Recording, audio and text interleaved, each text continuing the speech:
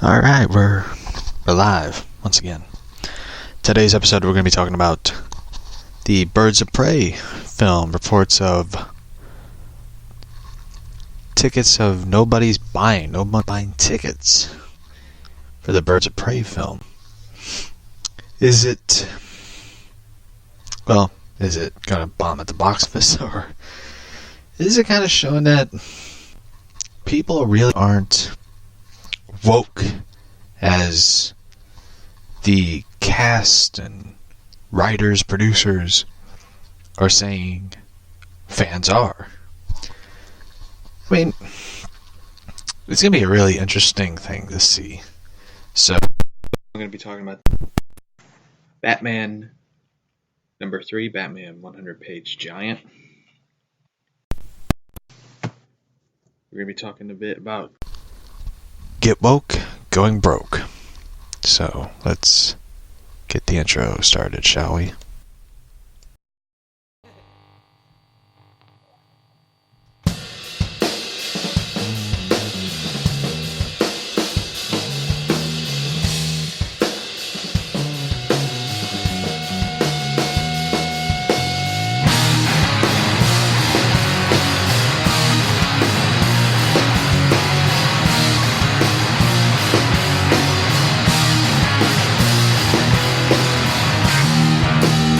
Studio thing, so hopefully you can hear me as I'm talking. I don't know what's up with my internet. My internet has been kind of shitty as of late, so anyway, my internet's been kind of acting shitty and stupid. It's weird though, I paid my internet bill, so they can't fucking turn it off because I paid the internet.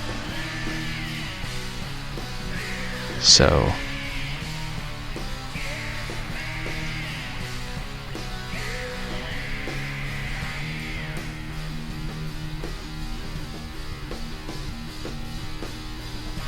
anyway, I'm messaging audiences, letting them know that we're live. So, anyway.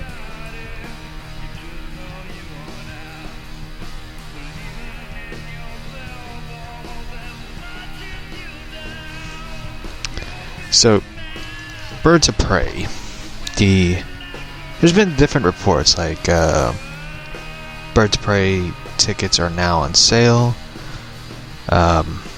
Nobody's buying the Birds of Prey tickets. And one is Birds of Prey tickets pre-sales outpace Suicide Squad and Wonder Woman. I don't know which story is true to it. And here's the thing, I am not going to see the film, so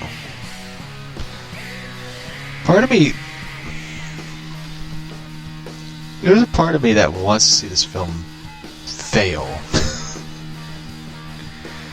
And I know there's going to be a lot of Harley Quinn stans saying, how dare you?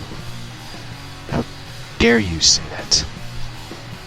that you want this film, to fail. Girl power. Girl power, come on.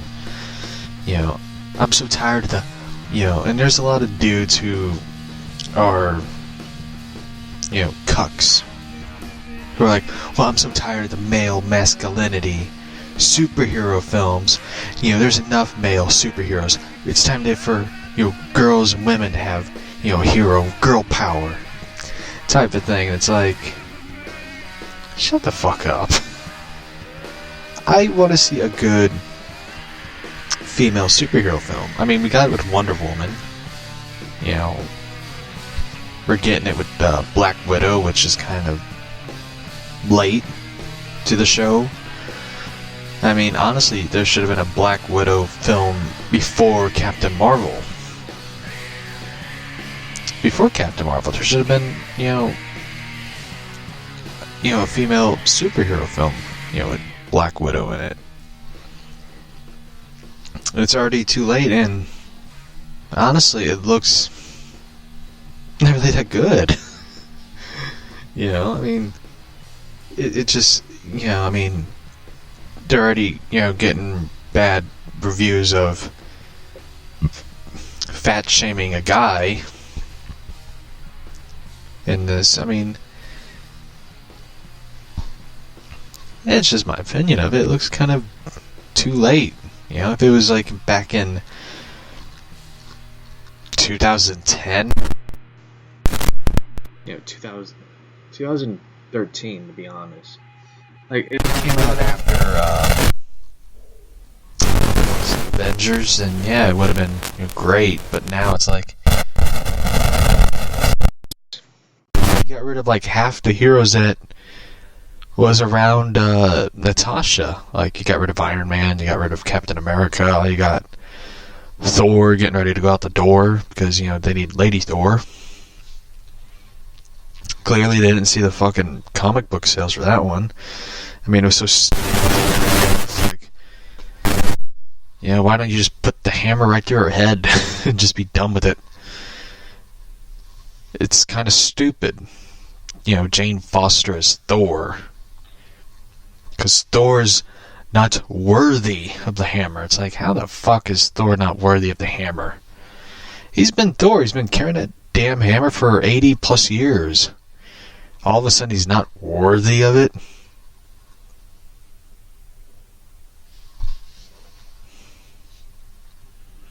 Yeah.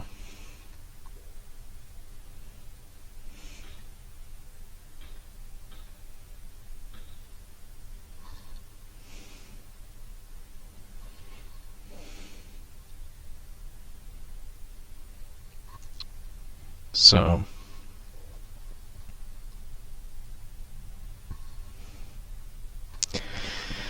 it's one of those things where you look at the whole idea of where they're going with the film and stuff.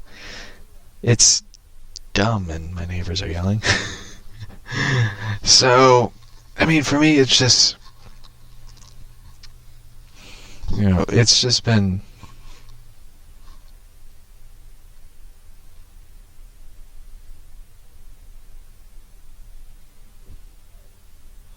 anyway, yeah. My neighbor's yelling for the dog. Hello. So, anyway, it's kind of crazy with, you know, the Thor and stuff. So, anyway, let's get to ticket sales, shall we? I'm going to start with Screen Rant, then we're going to get to Cosmic Book News, then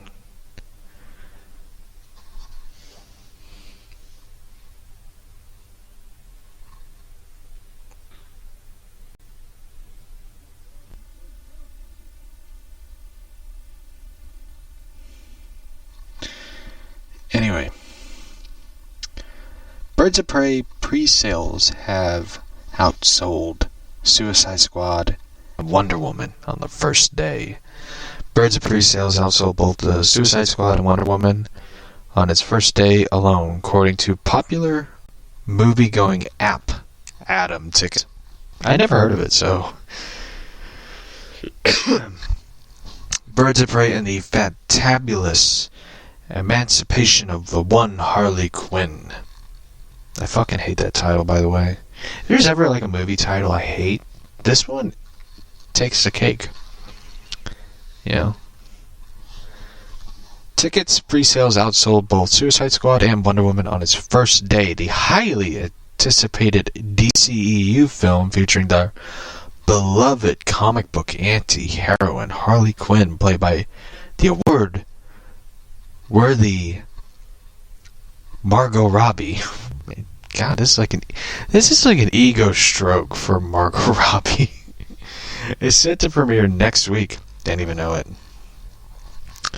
Fresh off her breakup from the Joker, Harley Quinn joins the all-female band Confident Superheroes on a mission to protect the young Cassandra Cain from Ewan McGregor. The villainous crime lord known as Black Mask, and there's an ambulance and a police car flying by our house.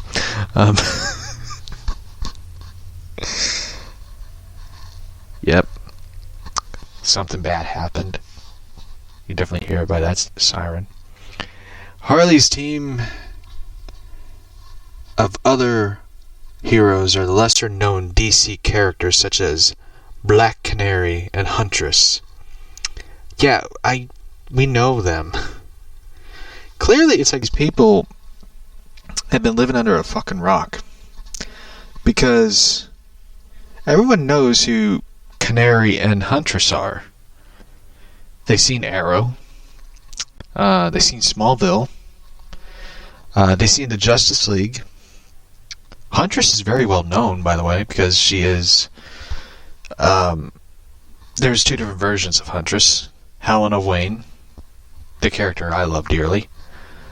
And there's the other version of Helena, which is the current version that they're going to be using in this film, and they use a lot in some shows. I mean, Smallville and Arrow they did, but in Birds of Prey, the TV series, which is, by the way, she appeared in the Crisis, only in a cameo.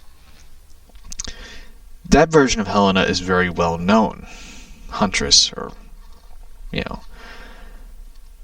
So, I don't know where these people are saying like they're lesser known heroes, because people know them, especially Black Canary, because she's the other half of Green Arrow. So, I'm just saying that because they're both always together. And Gotham City cop Renee Montoya. Okay, I be honest. I'm gonna say this.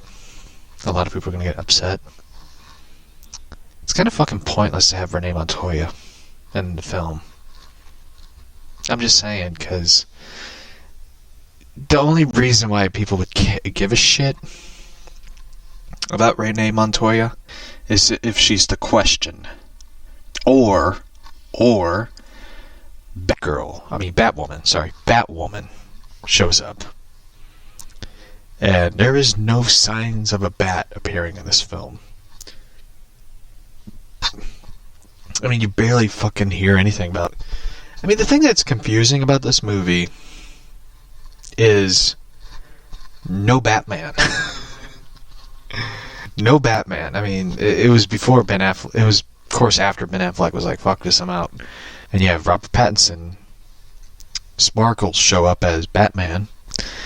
And it's like, where is this film set in? Is it in the post-Justice League world like Aquaman? Or is it in the same world as Pattinson's Batman is? This is the part that's really confusing to me. And it's not really giving a shit about this film because, one, it just does not look good. Two, it's not really appealing to me. I know I'm going to sound kind of snobbish. I say this. This film is below my standards of films. I mean, I've seen some really bad fucking films in my time. I've seen The Room, Neil Breen films, The Amazing Bulk, which for those who've never seen it, it's kind of like a purple Hulk who looks more like Shrek. I seen that. You gotta see the trailer of it, because the trailer alone gives sort of what you're expecting. I mean, I seen some really bad... I mean, I seen Suicide Squad in theaters, and I talked about my numb experience with that. I mean, this film is like below my standards of films. And I know they're trying to get that audience or people who go see Deadpool. I get it. You want that crowd. But here's the thing, Deadpool is appealing to all people. I mean, I'm not the biggest Deadpool fan. I mean, my uncle, who is a diehard Marvel fan, loaned me his DVDs of Deadpool. I did buy Deadpool once. I'll take it back. I did buy Deadpool on DVD, and I really didn't enjoy it. I really didn't. Which is weird, because I love comedy films. I love Talladega Nights, The Ballad of Ricky Bobby, because I love NASCAR. For those who don't know, I do. I'm a NASCAR fan, so and I know there's gonna be someone like, who's your favorite NASCAR driver? Dale Earnhardt Jr. There you go. So Deadpool just really didn't really appeal to me. I wasn't really a big Deadpool fan. I'm sorry. Like, I like Deadpool. I mean, it's kind of weird though. I have the reprint issue of the first appearance of Deadpool in a comic, and I have the one that's like the 70s version of Deadpool comic, which I really liked. The cover where it says "Talk and Jive, Taking Lives," which I like that cover for that reason. And you have to see Deadpool with an afro. So I'll admit, even the video game was fun of Deadpool. I just wasn't really that big of a fan of the movie. I know there's going to be some people like, well, you probably don't like Ryan Reynolds. I do. I like the movie Waiting. Van Wilder was a good film. And I like that one movie he did with Jake Gyllenhaal where they go into outer space and they're dealing with this crazy alien thing that's attacking. It's a good film. That is a good film. I just wasn't really big into Deadpool. You know, the movies. I just really didn't dig them. Logan, it would have given us a break from the dramatic sadness of that film. But it didn't happen. I wish he would have appeared. Like the whole thing was like a ruse where at the beginning he shows up and he digs... He digs in Logan's coffin, like his grave site, where he's like, no, you're not going yet, pal. They arrived. I wish they did that. That would have been brilliant.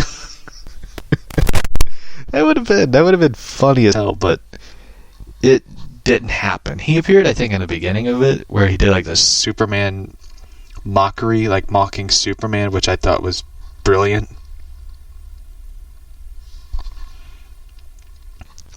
Which I thought was like utterly brilliant, where he mocked the whole stupid shit of like trying to get out of the phone booth. I'll admit that one was pretty damn funny, and I didn't blame them for playing that right in the beginning of the film, because right towards like throughout the entire film is sad. It is sad, tragic, and heartbreaking. Everyone in the X-Men dead. Xavier is the cause. Even Magneto's dead. Like, I sat through that film like, how the fuck is Magneto dead? And, you know, Wolverine's taking care of Xavier because he's like the only one that's around to take care of him. And Xavier has like, I think, the beginning stages of Alzheimer's. And the part where Xavier dies, I cried. I'll admit to it. I cried at that part because I love Xavier. Charles Xavier is like my favorite Marvel character, and I love how Xavier is sort of like this calm demeanor individual who can see the best in people, even if they've done bad things.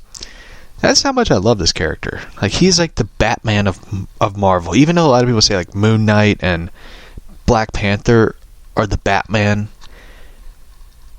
Charles Xavier to me is kind of more of the Batman of Marvel, because he sees the best in people, even if they've done bad. That's kind of how Batman is. He sees the best and potential in people. Yeah.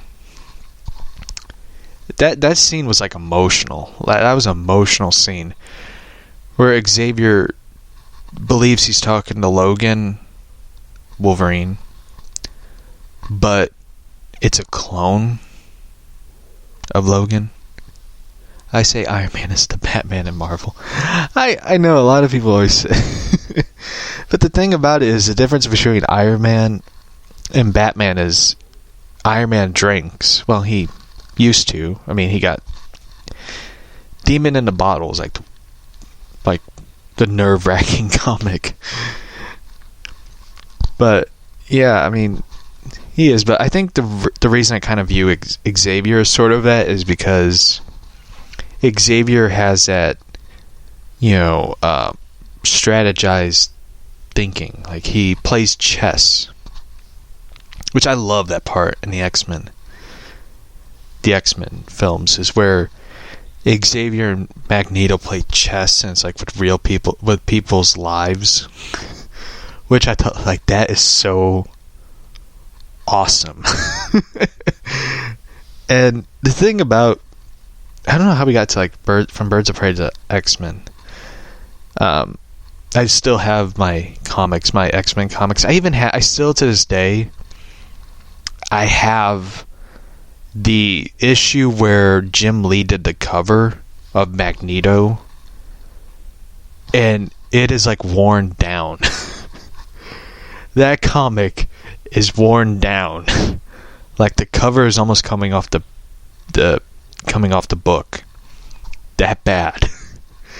And I still to this day have to find a new-ish copy, like a better copy of it, because it is just that worn down. And it's like the one comic, anytime I let someone go through my comics, for example, like my uncle or my niece and nephew, like I gave my second oldest niece my collection of Batwoman comics after she got out of the hospital.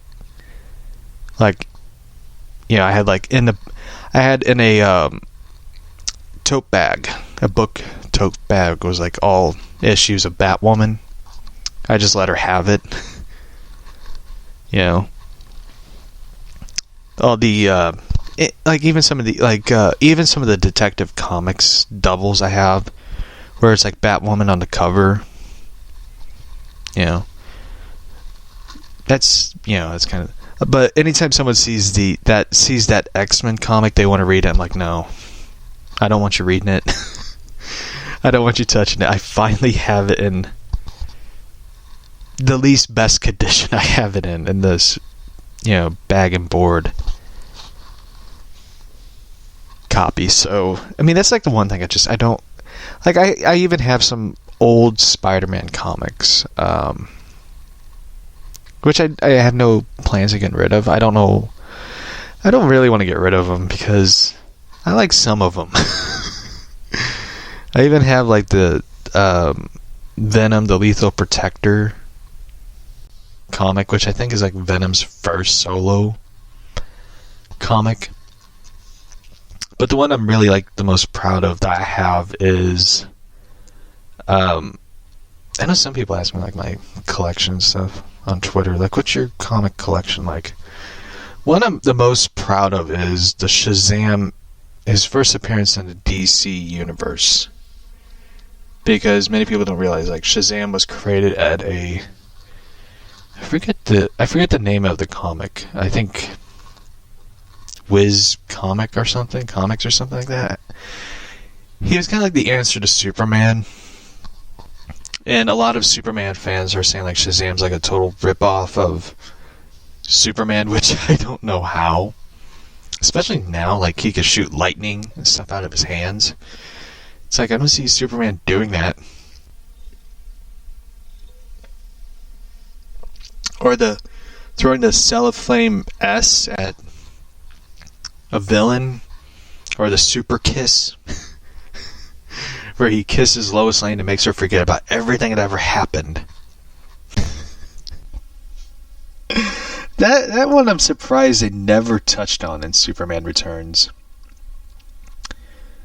Part of me wonders if Lois remembered all that when she was giving birth to her and Superman's son. I mean, not John Kent, but they ruined John. Thanks to Bendis.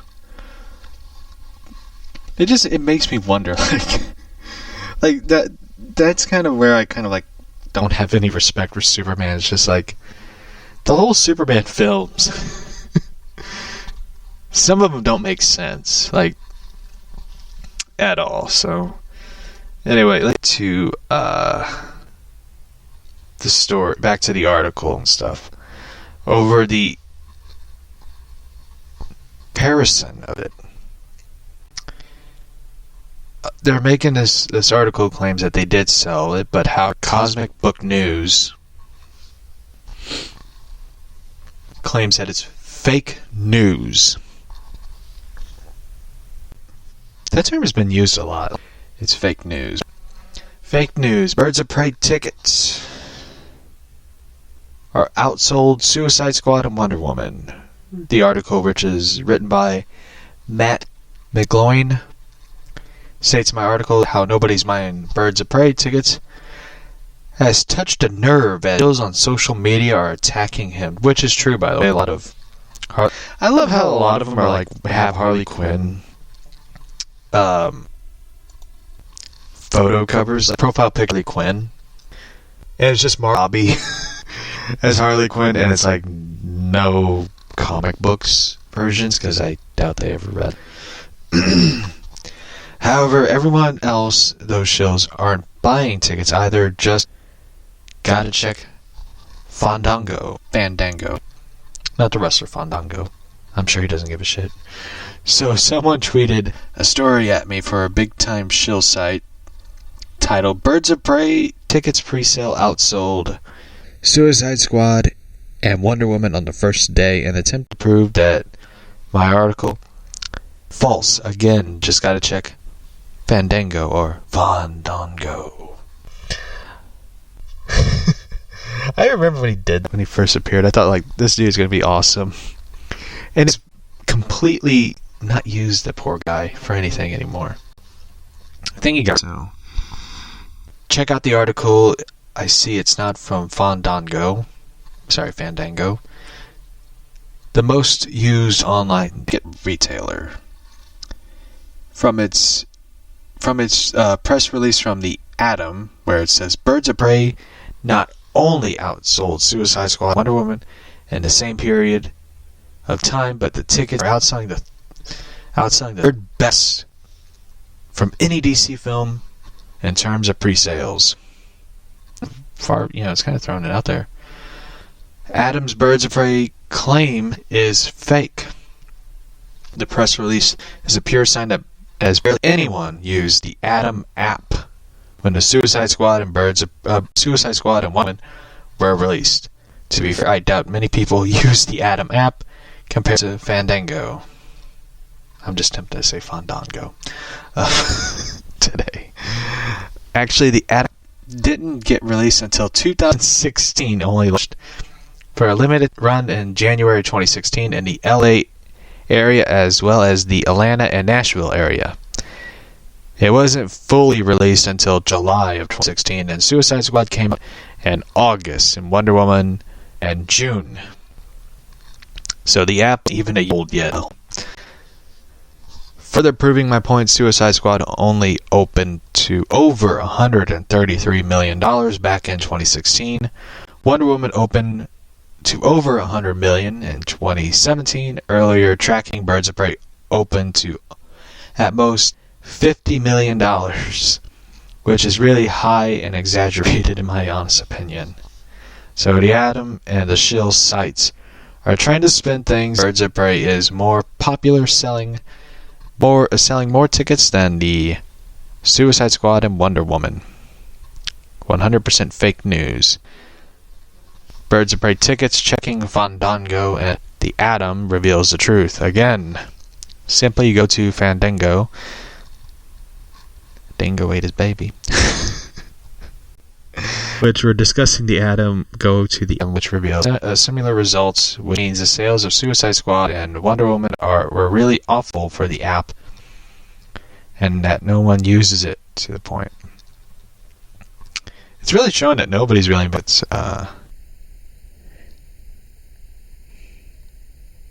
So he shows photos from his Twitter page of tickets and seats. A lot of seats are available if you're interested in if you live in the Vegas, El Paso, Norwalk, and Brooklyn. If you're in the Tampa Bay and Chicago area, or in St. Louis, which I am not going to see that movie. So, anyway, I know, right? I mean, here's the thing. I know a lot of people are going to be using this defense, and here's their defense. The movie's rated R. Of course, it wasn't going to outsell Wonder Woman and Suicide Squad. That, you can't use that bullshit. There's two films in today's generation, or last decade. Deadpool, Deadpool 2, and Joker. You can't use the whole defense of it's a rated R movie. Of course it is going to have low ticket sales. Bullshit. Joker became the highest grossing rated R movie in history. In history. It outbeat The Crow, which I'm sure a lot of people never heard of. They probably did. You know, they probably heard of The Crow because it's emo and emotional. Deadpool, which of course is popular, and Joker. So they can't use the defense of it's a rated R movie. You know why a lot of people are probably not going to buy that movie? Is because the movie doesn't really look that good. It's like I said, the movie doesn't look appealing. It's reaching to an audience that really, you know, they get on Tumblr, they get on Twitter, they get on Instagram, and you know, some of them, you know, they might want to go see it because they probably read the comic, they probably like Margot Robbie, they like Harley Quinn, or you know, they like the Suicide Squad movie. Which there's nothing wrong with it. You know, you like it. But there's that audience where they don't give a damn about the character or anything of it. They just care about the gender. Like, I laughed at one person because a lot of people are giving a argument of they don't like how Black Mask is going to be used.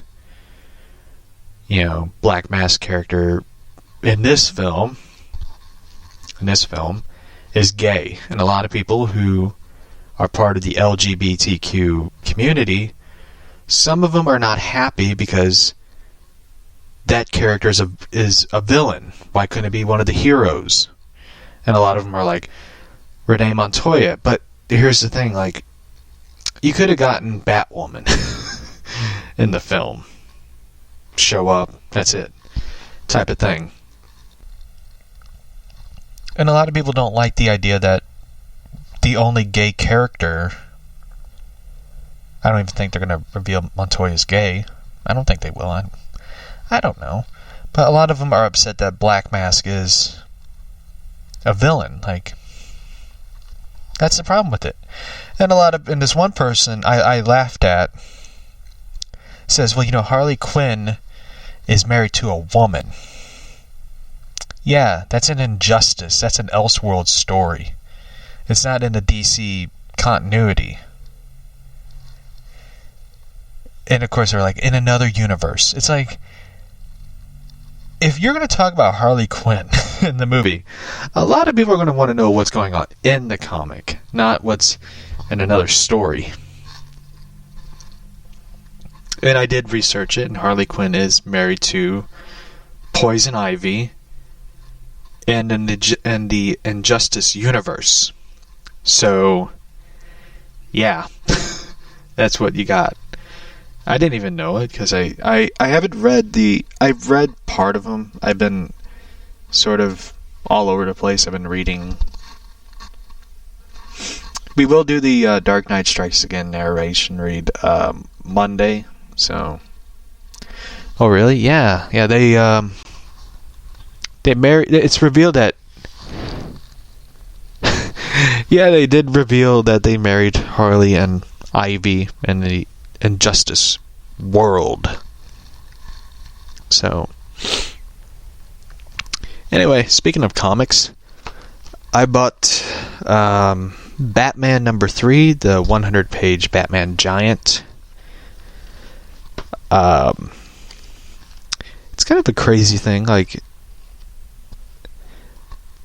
I will admit, like, some of the artwork looks pretty cool. The Batwoman comic art I'll admit, the Batwoman comic looks pretty cool. I like the artwork. The villain that's in it kind of looks interesting. Who did the art? I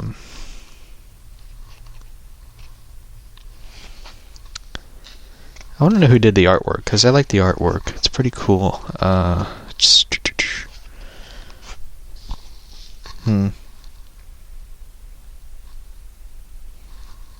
it doesn't say who did the artwork. It's probably in the first page. Let's see.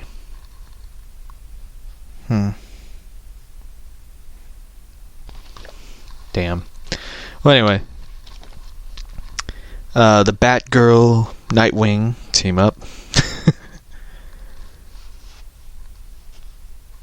Better Than the Batman, Part 3.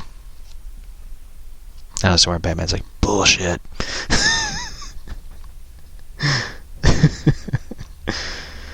Let's see. Doesn't really say, man, that's stupid.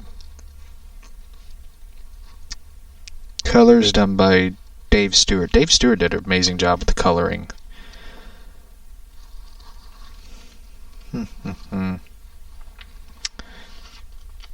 I love the back advertisement is a new kids book that is coming out from DC in, well, this month and year, by the way. Diana, Princess of the Amazons. She's not Wonder Woman yet, but she will be. Diana, Princess of the Amazons by Shannon and Dean Hale. Shannon Hale and Dean Hale. Illustrated by Victoria Ying. A new graphic novel for kids. Aww. But one story I like is a Two-Face story. Centered around Two-Face and Arkham. When I saw that, I was just like, I gotta read this issue. In serious, because it looks really, really cool. A Two-Face story. A short Two-Face comic book story. Of him and Arkham. And escaping Arkham. When I saw that, I was just like, that looks awesome. So, I do like some of the stories. Like, they got 2 new stories in it. Batman and Two-Face. 1. And they got the Court of Owls, Nightwing, Batgirl. Also, Joker. So, I like the cover as well. The cover is done by J.R., John Romita Jr., and it's a really cool book. I like the cover, and I do like the idea that they're adding 2 new stories in it. So that for me gives a thumbs up. So anyway, yeah, I like that. A new Two-Face story. So the Court of Owls. Oh, here it is.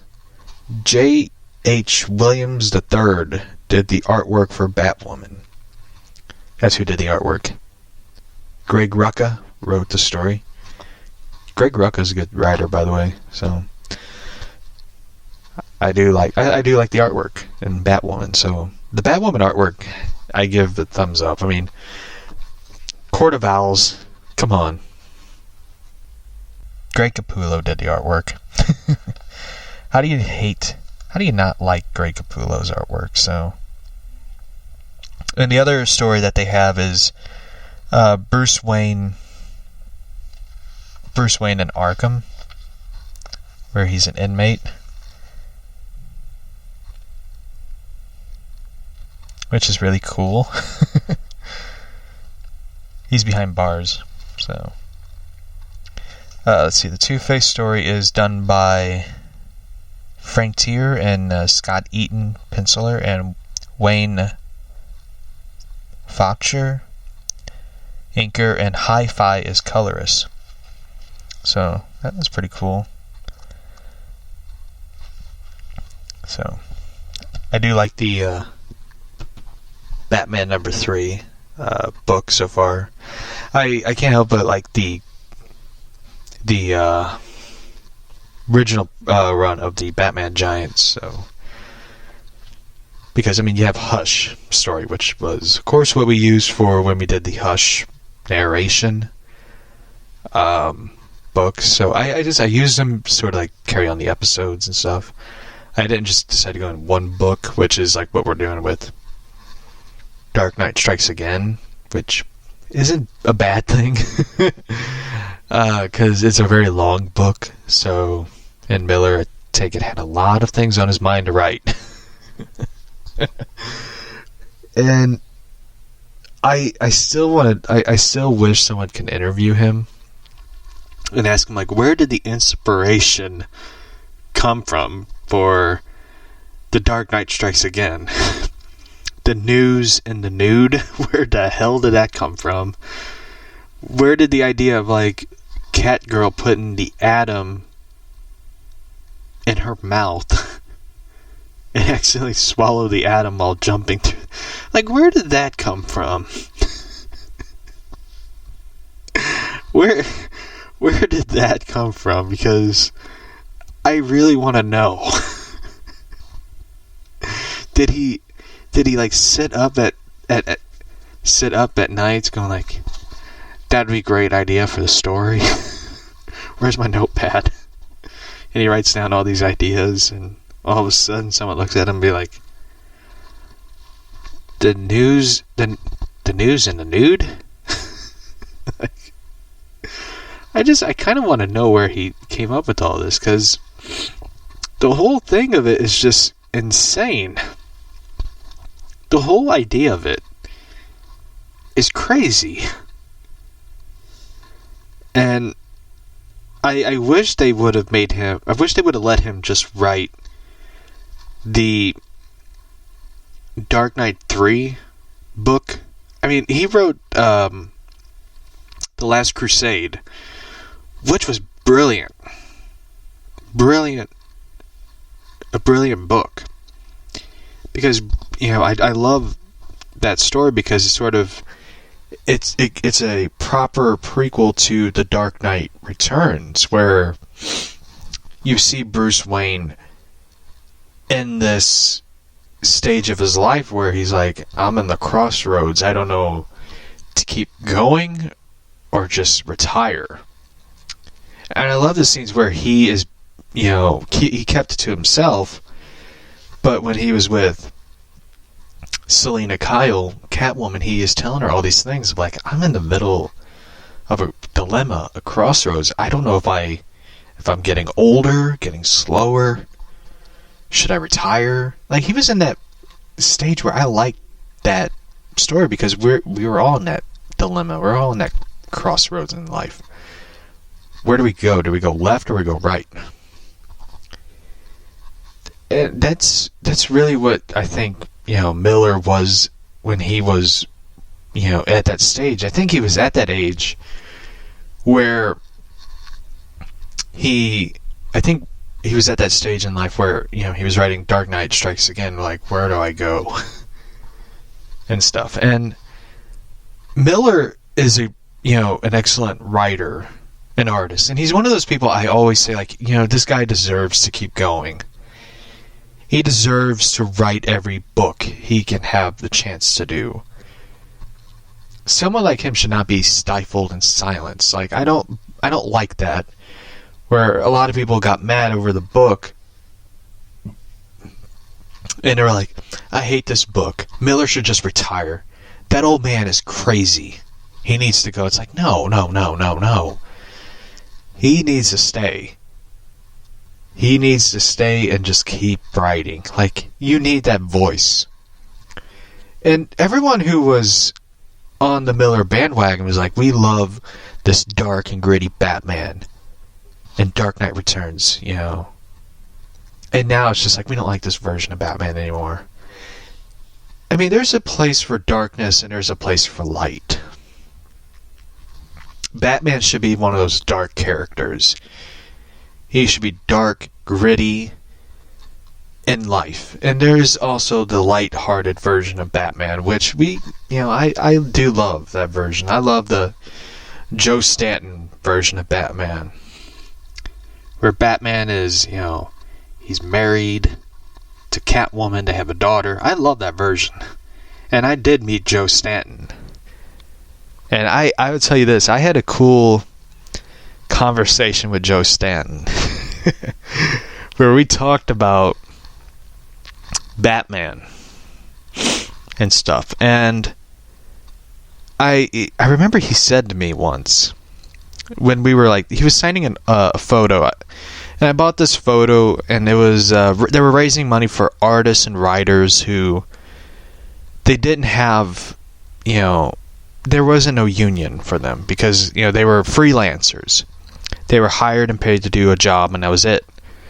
They were raising money for the artists and writers who were freelancers who didn't have a retirement package. They didn't have health coverage and all that. It was a really wonderful thing. And I love those type of conventions where you could buy the books, meet the artists and writers, have them sign it, you pay for it and they sign it and stuff. And I love that. That was the most fun. And that's how every comic book convention should be.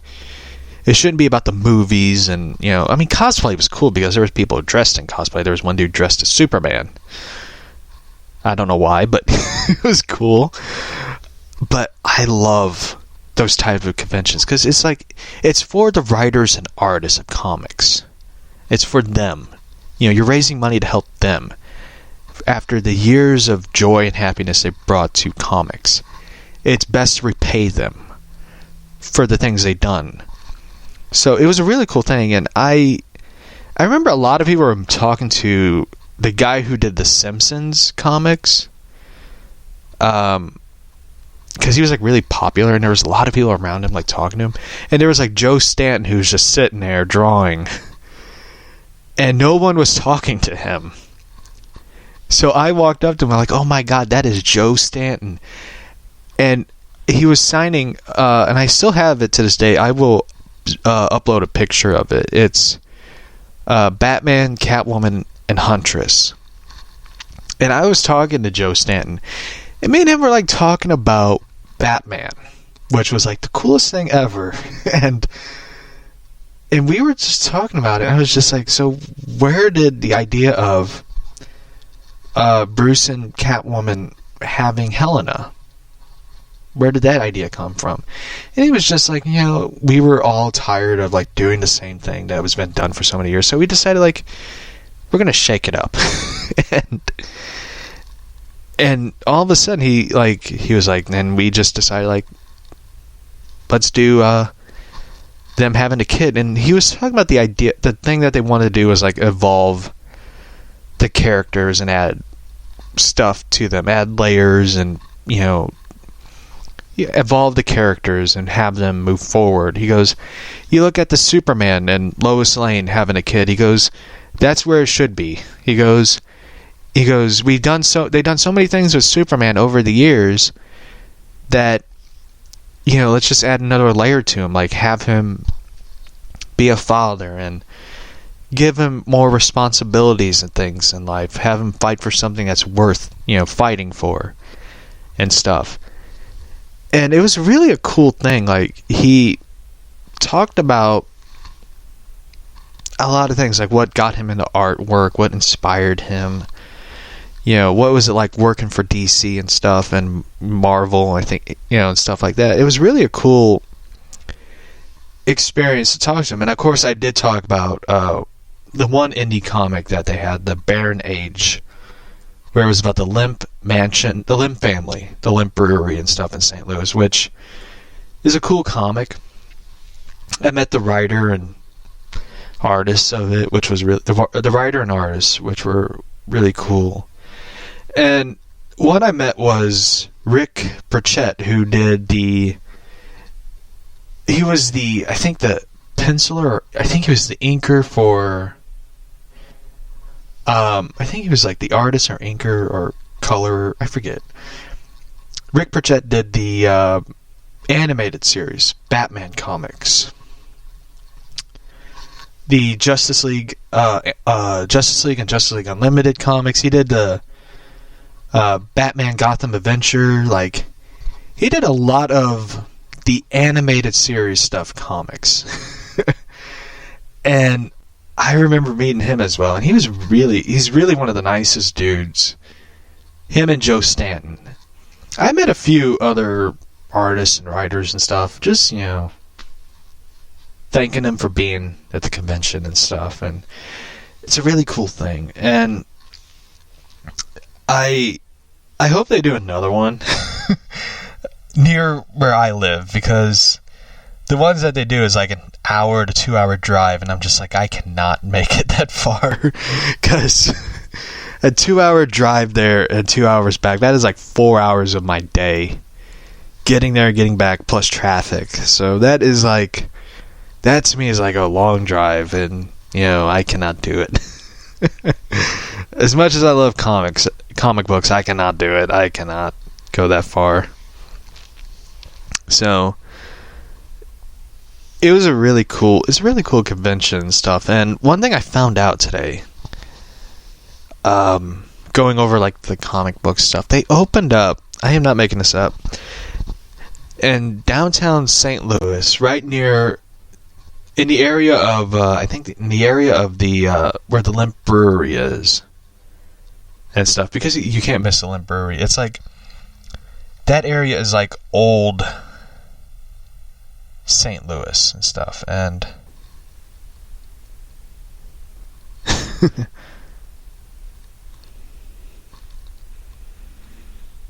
hold on, I'm responding to a text message.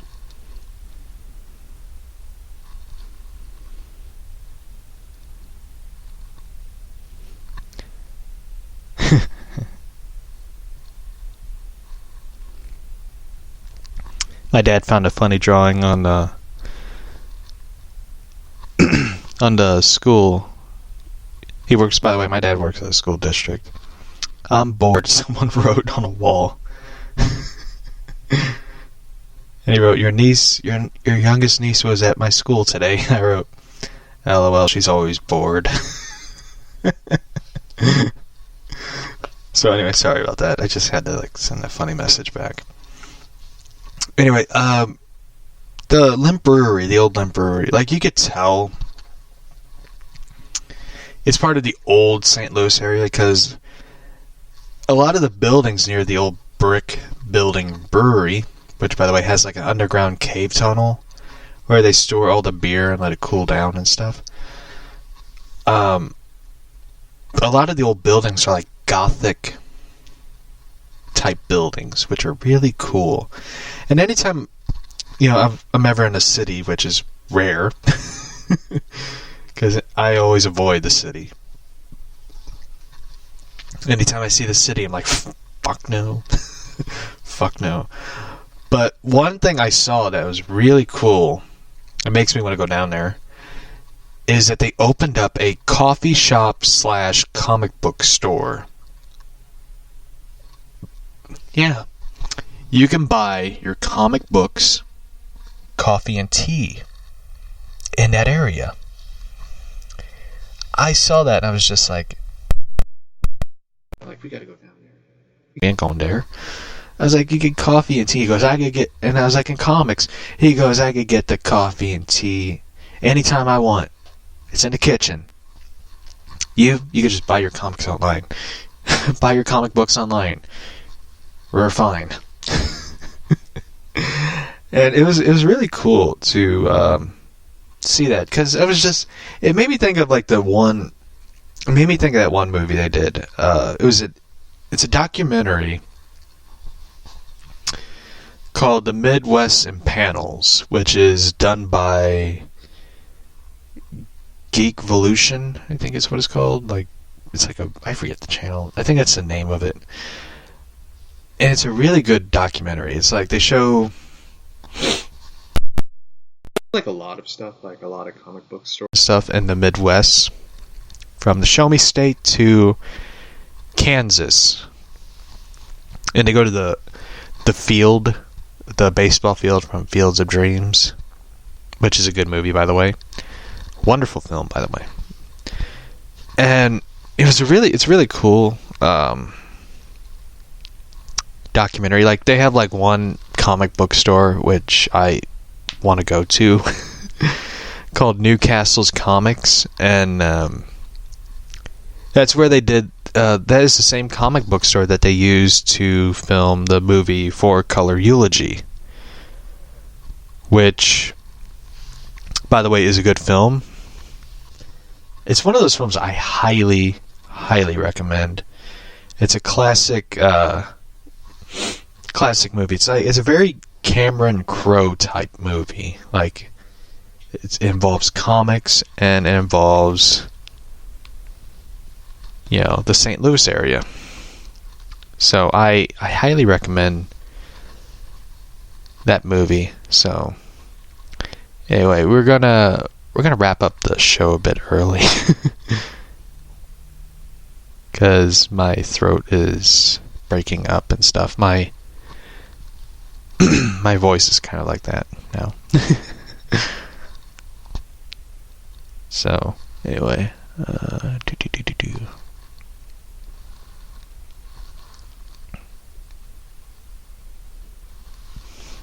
So anyway, I know it's kind of a short podcast and stuff, but which I kind of hate. I hate doing a short podcast where it's like under an hour or simply an hour, because I feel like a lot of people deserve a longer podcast show, like something that's worth listening to. But anyway, we will do the Batman: The Dark Knight Strikes Again book, which I promise we will do Monday. But anyway, I do highly recommend, if you shop at Walmart, or if you look for it on, I think they sell them on eBay, and you have the best podcast ever. Thank you. If you look on eBay or Amazon or Walmart, or as I call it, Wally World,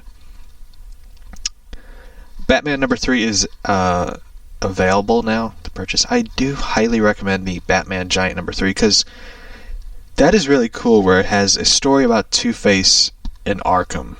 That is really awesome. Anyway, I want to do like by the way, one thing I found out recently is someone did, if you go to the YouTube channel That Chapter, he did a crime documentary video about the Pam Huff case. He goes through details and backstory to what happened in the Pam Huff case, where she murdered 3 people, even though she isn't accused of murdering her mom. Anyway, it's a good YouTube channel. I love crime stories, so check out that. It's an awesome show, by the way. So anyway, I will be back Monday. We will do the Dark Knight Strikes Again. We will finish that up. And anyway, I hope you all have a wonderful weekend, and I'll see you all Monday. And I did watch the Harley Quinn. Bane is hilarious. He broke the credit card. So anyway, I will see you all Monday.